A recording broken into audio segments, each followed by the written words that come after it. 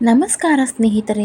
ಪುರಿ ಜಗನ್ನಾಥನ ರಥಯಾತ್ರೆಯಲ್ಲಿ ಲಕ್ಷಾಂತರ ಭಕ್ತರು ರಥವನ್ನು ಎಳೀತಾರೆ. ಆದರೆ ಒಂದು ಪ್ರಶ್ನೆ ಎಲ್ಲರ ಮನಸ್ಸಲ್ಲೂ ಮೂಡುತ್ತೆ. ಜಗನ್ನಾಥ ಸ್ವಾಮಿ ತನ್ನ ಸ್ವಂತ ದೇವಸ್ಥಾನವನ್ನು ಬಿಟ್ಟು ಗುಂಡೀಚ ಎಂಬ ಮಂದಿರಕ್ಕೆ ಯಾಕೆ ಹೋಗ್ತಾನೆ? ಗುಂಡೀಚ ಮಂದಿರದಲ್ಲಿ ಏನಿದೆ? 7 ದಿನ ಅಲ್ಲೇ ವಾಸ ಮಾಡುವ ರಹಸ್ಯವಾದರೂ ಏನು? ಇದರ ಹಿಂದೆ ಇರುವ ಪೌರಾಣಿಕ ಕತೆ, ಆಧ್ಯಾತ್ಮಿಕ ಸಂದೇಶ ಏನು? ಈ ಎಲ್ಲ ಪ್ರಶ್ನೆಗಳಿಗೆ ಉತ್ತರವನ್ನು ಈ ವಿಡಿಯೋದಲ್ಲಿ ತಿಳಿದುಕೊಳ್ಳೋಣ. ನಮಸ್ಕಾರ ಸ್ನೇಹಿತರೆ. ಗುಂಡೀಚ ಮಂದಿರ ಅಂದರೆ ಏನು? ಜಗನ್ನಾಥ ಸ್ವಾಮಿ ಪ್ರತಿ ವರ್ಷ ಅಲ್ಲಿಗೆ ಯಾಕೆ ಹೋಗ್ತಾರೆ? ಇದರ ಹಿಂದಿರುವ ದಿವ್ಯ ರಹಸ್ಯವೇನು ಅನ್ನೋದನ್ನು ಈ ವಿಡಿಯೋದಲ್ಲಿ ತಿಳಿಯೋಣ. ಎಲ್ಲರಿಗೂ ಮಾನು ಮನೋಜ್ ಕನ್ನಡ ಯೂಟ್ಯೂಬ್ ಚಾನಲ್ಗೆ ಸ್ವಾಗತ. ಪುರಿಯ ಜಗನ್ನಾಥ ದೇವಸ್ಥಾನದಿಂದ ಸುಮಾರು 3 ಕಿಲೋಮೀಟರ್ ದೂರದಲ್ಲಿರುವ ಪವಿತ್ರ ದೇವಾಲಯವೇ ಗುಂಡೀಚ ಮಂದಿರ. ಈ ದೇವಾಲಯಕ್ಕೆ ರಾಜ ಇಂದ್ರದ್ಯುಮ್ನನ ಪತ್ನಿ ರಾಣಿ ಗುಂಡೀಚ ಅವರ ಹೆಸರನ್ನು ಇಡಲಾಗಿದೆ. ಜನಪ್ರಿಯ ನಂಬಿಕೆಯಲ್ಲಿ ಇದನ್ನು ಜಗನ್ನಾಥನ ಅತ್ತೆ ಮನೆ ಅಂತಾನೂ ಕರೀತಾರೆ. ರಥಯಾತ್ರೆಯ ಸಮಯದಲ್ಲಿ ಜಗನ್ನಾಥ, ಬಲಭದ್ರ ಮತ್ತು ಸುಭದ್ರ ಇಲ್ಲಿ 7 ದಿನಗಳ ಕಾಲ ಬಂದು ವಾಸ ಮಾಡ್ತಾರೆ. ಸ್ನೇಹಿತರೆ, ಪುರಾಣಗಳಲ್ಲಿ ಮತ್ತು ಸ್ಥಳೀಯ ಸಂಪ್ರದಾಯಗಳಲ್ಲಿ ಹಲವು ಕಥೆಗಳು ಈ ಗುಂಡೀಚ ಮಂದಿರಕ್ಕೆ ಸಂಬಂಧಪಟ್ಟಂತೆ ದೊರೆಯುತ್ತವೆ. ಮೊದಲನೆಯದಾಗಿ ರಾಣಿ ಗುಂಡೀಚಾಳ ಭಕ್ತಿ. ಈಗಾಗಲೇ ಹೇಳಿದಂತೆ ಇಂದ್ರದ್ಯುಮ್ನ ರಾಜನ ಪತ್ನಿ ಗುಂಡೀಚ, ಇವಳು ಜಗನ್ನಾಥನ ಪರಮಭಕ್ತೆ. ರಾಣಿ ಗುಂಡೀಚ ಜಗನ್ನಾಥನ ಪರಮಭಕ್ತೆ. ಅವಳ ಭಕ್ತಿಗೆ ಮೆಚ್ಚಿದ ಜಗನ್ನಾಥನು ಪ್ರತಿ ವರ್ಷ ನಿನ್ನ ಮಂದಿರಕ್ಕೆ ನಾನೇ ಬರ್ತೀನಿ ಎನ್ನುವ ವರವೊಂದನ್ನು ನೀಡಿದಂತೆ. ಅದರ ನೆನಪಿಗಾಗಿಯೇ ಪ್ರತಿ ವರ್ಷ ರಥಯಾತ್ರೆ ನಡೆಯುತ್ತೆ. ಹಾಗಾಗಿ ಆ ರಥಯಾತ್ರೆಯ ಸಂದರ್ಭದಲ್ಲಿ ಗುಂಡೀಚ ಮಂದಿರಕ್ಕೆ ಸ್ವಾಮಿ ಹೋಗ್ತಾನೆ ಎನ್ನುವುದು ನಂಬಿಕೆ.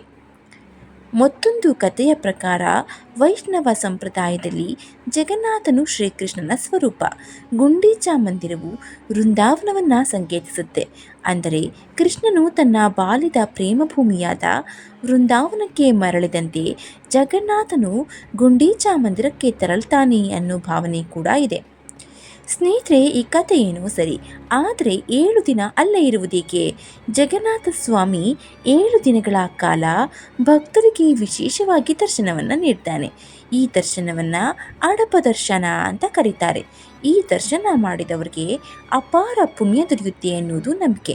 ಹಾಗಾಗಿ ಈ ಗುಂಡೀಚ ಮಂದಿರಕ್ಕೆ ಸ್ವಾಮಿ ಬರುವುದನ್ನೇ ಭಕ್ತಾದಿಗಳು ಕಾಯ್ತಾ ಇದ್ದು 7 ದಿನಗಳಲ್ಲಿ ಎಷ್ಟು ಸಾಧ್ಯವಾಗುತ್ತೋ ಅಷ್ಟು ಜನ ಬಂದು ಜಗನ್ನಾಥ, ಬಲಭದ್ರ ಹಾಗೂ ಸುಭದ್ರ ದರ್ಶನವನ್ನು ಮಾಡ್ತಾರೆ.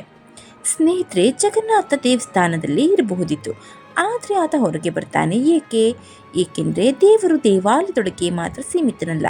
ಭಕ್ತ ಎಲ್ಲಿರ್ತಾನೋ ಅಲ್ಲಿ ದೇವರಿರ್ತಾನೆ. ರಥಯಾತ್ರೆಯ ಮೂಲಕ ಜಗನ್ನಾಥನು ನಾನು ಎಲ್ಲರಿಗೂ ದೇವರು ಎಂಬ ಸಂದೇಶವನ್ನು ಸಾರ್ತಾ ಇದ್ದಾನೆ. ರಥಯಾತ್ರೆ ಸಮಯದಲ್ಲಿ ದೇವಸ್ಥಾನಕ್ಕೆ ಪ್ರವೇಶ ಮಾಡಲಾಗದವರಿಗೂ ದೇವರ ದರ್ಶನ ಸಿಗುವ ವಿಶೇಷ ಅವಕಾಶವಿದು.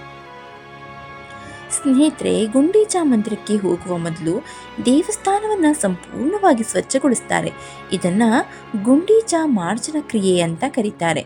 ಇದು ಕೇವಲ ದೇವಸ್ಥಾನವನ್ನು ಸ್ವಚ್ಛಗೊಳಿಸುವುದಲ್ಲ, ಮನಸ್ಸಿನ ಅಹಂಕಾರ, ಕೋಪ, ಅಸೂಯೆ, ದ್ವೇಷಗಳನ್ನು ದೂರ ಮಾಡಿ ದೇವರನ್ನು ನಮ್ಮ ಹೃದಯದಲ್ಲಿ ನೆಲೆಸಲು ಸಿದ್ಧಗೊಳಿಸುವ ಸಂಕೇತವಾಗಿದೆ. ಸ್ನೇಹಿತರೆ, ಈಗಾಗಲೇ ಜಗನ್ನಾಥನ ರಥಯಾತ್ರೆ ಪ್ರಾರಂಭವಾಗಿದೆ.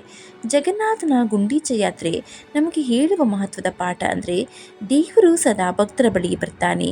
ಭಕ್ತಿಯೇ ದೇವರನ್ನು ನಮ್ಮ ಹೃದಯಕ್ಕೆ ಕರೆತರುವ ರಥ ಎನ್ನುವುದು. ಮನಸ್ಸು ಶುದ್ಧವಾಗಿದ್ದರೆ ನಮ್ಮ ಹೃದಯವೇ ಗುಂಡೀಚ ಮಂದಿರವಾಗುತ್ತೆ. ಸ್ನೇಹಿತರೆ, ಹಾಗಾಗಿ ಮನಸ್ಸಿನಲ್ಲಿ ಶುದ್ಧವಾದ ಭಕ್ತಿಯಿಂದ ಪರಮಾತ್ಮನನ್ನು ಪೂಜಿಸಿ, ಧ್ಯಾನಿಸಿ. ಖಂಡಿತ ದೇವರು ನಿಮ್ಮ ಹೃದಯದಲ್ಲೇ ನೆಲೆಸಿದ್ದಾನೆ. ಈ ಮಾಹಿತಿ ನಿಮಗೆ ಇಷ್ಟವಾಗಿದ್ದರೆ ದಯವಿಟ್ಟು ವಿಡಿಯೋಗೆ ಒಂದು ಲೈಕ್ ಮಾಡಿ, ನಿಮ್ಮ ಸ್ನೇಹಿತರೊಂದಿಗೆ ಶೇರ್ ಮಾಡಿಕೊಳ್ಳಿ. ಹಾಗೆ ಇಂತಹ ಅಪರೂಪದ ಧಾರ್ಮಿಕ ಮಾಹಿತಿಗಾಗಿ ನಮ್ಮ ಚಾನಲನ್ನು ಸಬ್ಸ್ಕ್ರೈಬ್ ಮಾಡಿಕೊಳ್ಳಿ. ಜೈ ಜಗನ್ನಾಥ್.